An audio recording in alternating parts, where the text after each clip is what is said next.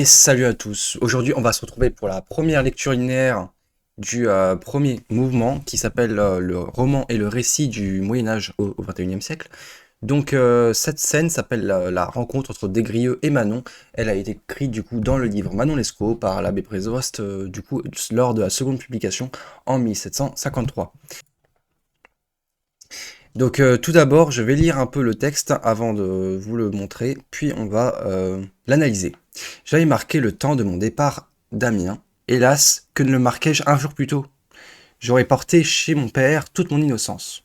La veille même de celui que je devais quitter cette ville, étant à me promener avec mon ami qui s'appelait Tiberge, nous vîmes arriver le coche d'Arras, et nous le suivîmes jusqu'à l'hôtellerie où ses voitures descendaient. Nous n'avions pas d'autre motif que la curiosité. Il en sortit quelques femmes qui se retirèrent aussitôt, mais il en resta une, fort jeune, qui s'arrêta seule dans la cour pendant qu'un homme âgé, qui lui paraissait lui servir de conducteur, s'empressait pour faire tirer son équipage des paniers.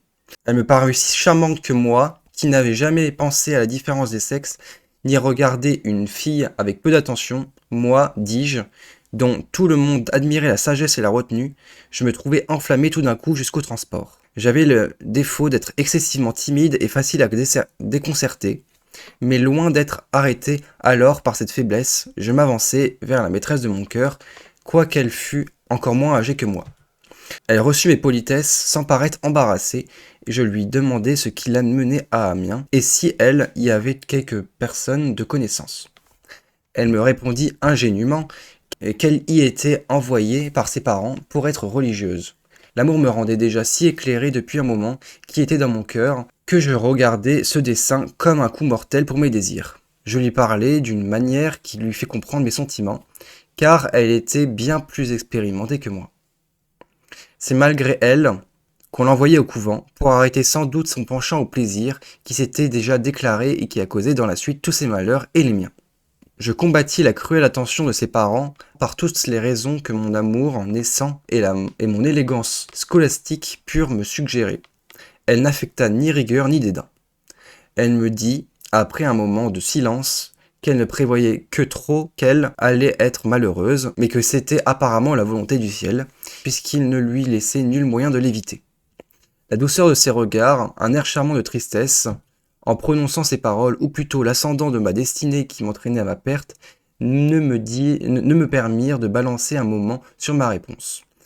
Je l'assurai que, si elle voulait faire quelque fond sur mon honneur et sur la tendresse infinie qu'elle m'inspirait déjà, j'emploierais ma vie pour la délivrer de la tyrannie de ses parents et pour la rendre heureuse. Donc voilà, donc c'est un texte plutôt long, comparé à toutes les autres lectures linéaires qu'on peut analyser. Donc on va passer à l'introduction. Donc Antoine-François Prévost est né en 1697 et mort en 1763. Il a eu une vie aventureuse et rocambolesque, en contradiction avec son titre d'ecclésiastique, c'est-à-dire de prêtre, ou d'abbé dans ce cas-là. Voyage, exil, ennui judiciaire. Ce roman, Manon Lescaut, dont le titre original est Histoire du chevalier des Grieux et de Manon Lescaut, est le septième d'une grande saga intitulée Aventure et mémoire d'un homme de qualité qui s'est retiré du monde, publié pour la première fois en 1731 et pour la deuxième fois en 1753 puisqu'il y a eu des problèmes. Ce roman nous entraîne dans une passion amoureuse entre les personnages, le chevalier des Grieux et Manon Lescaut, donc comme ici dans cette scène, et cet extrait restitue une scène de rencontre. C'est le topos du livre, c'est-à-dire la scène clé du roman. Une scène clé du roman. Nous nous demanderons donc en quoi cette rencontre de pur hasard est ancestrice d'un destin et d'une suite tragique.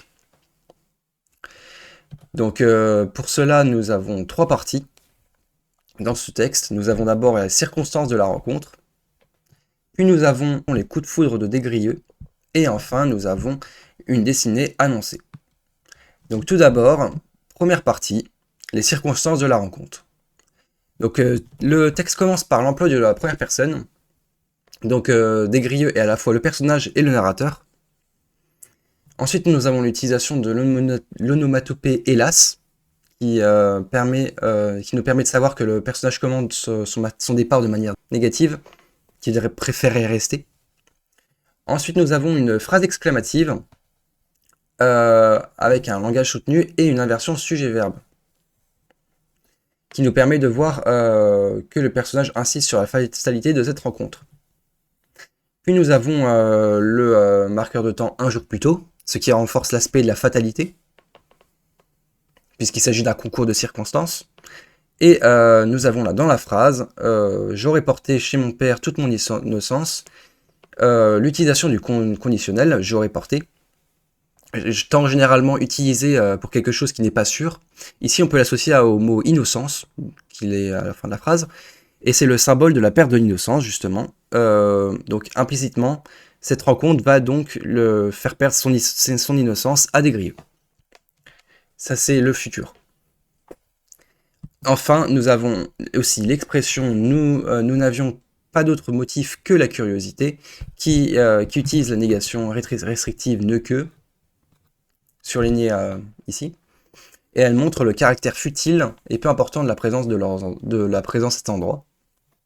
Et nous avons les marqueurs de lieu de Damien et d'Arras qui nous permet de situer le cadre du début de l'histoire. Donc, en synthèse, nous pouvons dire que le personnage de Des Grieux semble soumis au destin. Il est victime de la fatalité puisque le rôle du hasard est déterminant dans sa rencontre avec Manon. Il peut donc nous faire penser à un héros tragique. En deuxième partie, nous voyons qu'il y a aussi le coup de foudre de Des Grieux. Donc, tout d'abord, nous avons le parallélisme de construction. Il en sortit quelques femmes, mais il en reste à une. Qui utilise aussi l'antithèse et une tournure impersonnelle, il en sortit. Le parallélisme a pour effet de créer un phénomène d'isolement de la jeune fille, qui est d'autant plus marqué par un connecteur d'opposition, mais... Ensuite, nous avons un portrait très sommaire de la jeune fille.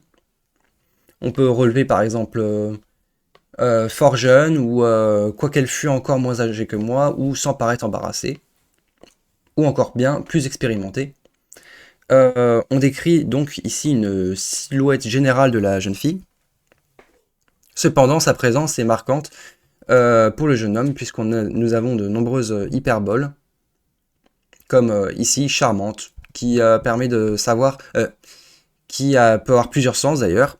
Nous avons d'abord le sens habituel, qui veut dire simplement joli, mais nous avons aussi le sens étymologique, où on peut parler du charme, c'est-à-dire ensorcelle le chevalier. Cette fille jette un sort à Des Grieux.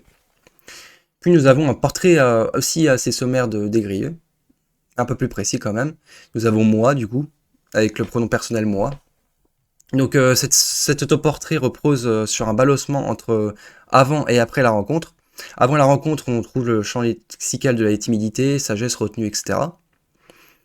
Et même l'hyperbole excessivement timide, ou facile à déconcerter.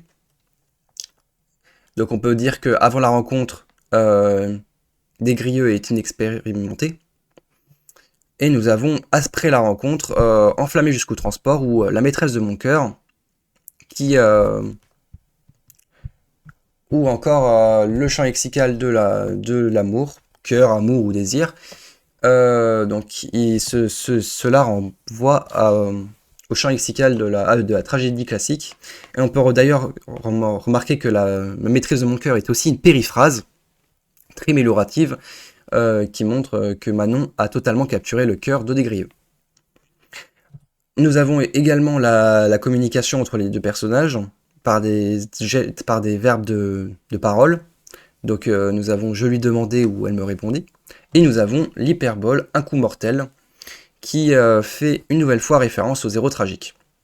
Donc en synthèse, on peut dire que l'apparition de Manon crée une fracture dans l'existence de Des Grieux, puisque le jeune homme timide se métamorphose en un amant passionné. Désolé pour la faute d'ailleurs. Se métamorphose en un amant passionné qui sera donc soumis à un destin tragique.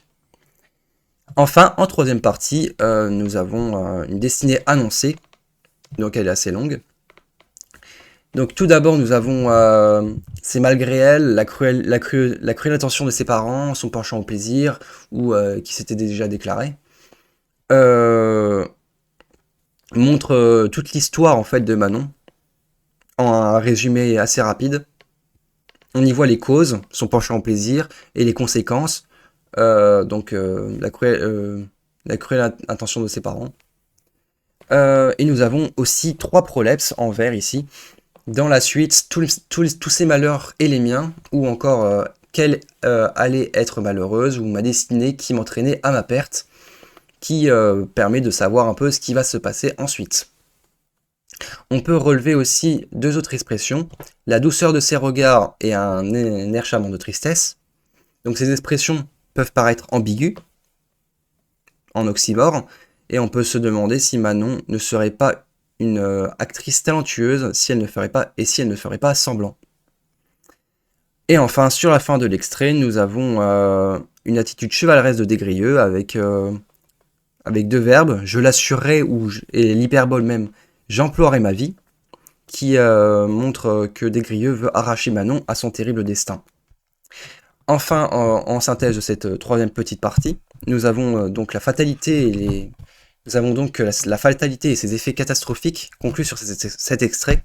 Le lecteur est dans le doute concernant le personnage de Manon. Sera-t-elle une manipulatrice face à Des-Grieux? Donc en conclusion, on peut dire que les scènes de première rencontre